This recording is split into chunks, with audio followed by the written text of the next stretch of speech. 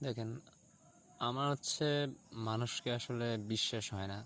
মানুষকে একটা কথা শেয়ার করলাম, নিজে একটা সিচুয়েশন শেয়ার করলাম, শেয়ার করার পরে না মানুষটা হচ্ছে আমাকে ছেড়ে চলে যায়। ধরেন আমার পার্সোনাল লাইফের সিচুয়েশনগুলো আমি কাউকে শেয়ার করলাম, শেয়ার করার সাথে সাথে না সে হচ্ছে হয় বলে যে না, আমি একটু পরে কল দিচ্ছি, পরে কল দিবার কথা বলে ব্যাস কেটে ফেলে। আর না হলে হচ্ছে হয়তো বা ফ্রেন্ডশিপ হয়।